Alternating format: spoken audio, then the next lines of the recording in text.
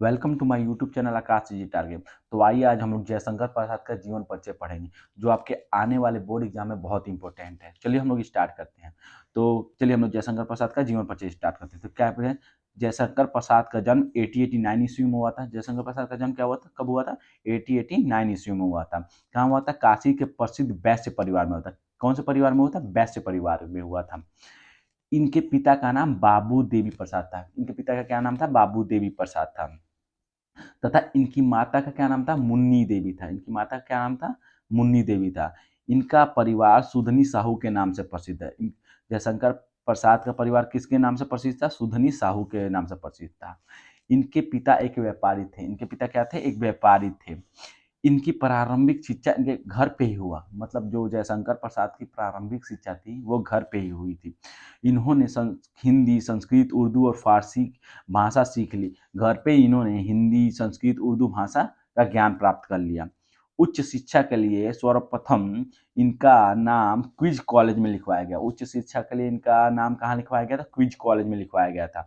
परंतु इनका मन वहाँ नहीं लगा। लेकिन जयशंकर प्रसाद का मन वहाँ पे नहीं लगा।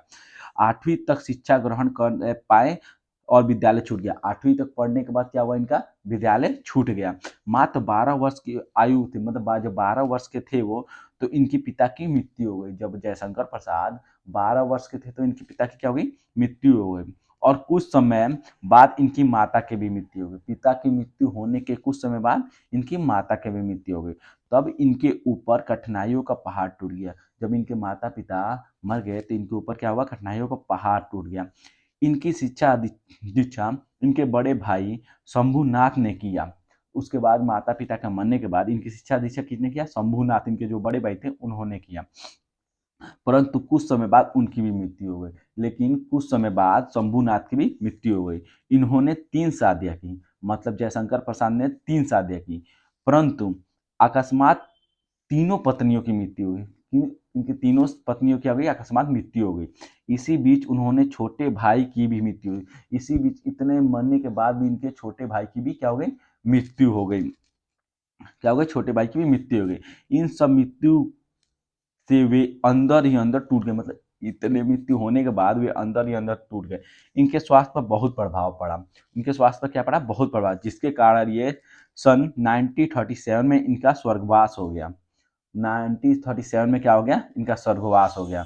देखिए क्या करना है आपको, इनका क्या लिखना है, कब इनका जन्म हुआ था? 1889 को हुआ था। कहाँ हुआ था? काशी के प्रसिद्ध वैश्य परिवार में हुआ था। पापा पिता का क्या नाम था? बाबू देवी प्रसाद था। माता क्या नाम था? मुन्नी देवी था। इन्होंने कौन कौन सी मतलब क्या क्या पढ़े थे? हिंदी जानते थे, संस्कृत जानते थे, उर्दू जानते थे और क्या जानते थे? फारसी जानते थे। कहाँ तक पढ़े थे? 8वीं तक पढ़े थे। कहाँ? क्विज कॉलेज में थे। और इनके बड़े भाई का क्या नाम था? शंभुनाथ था।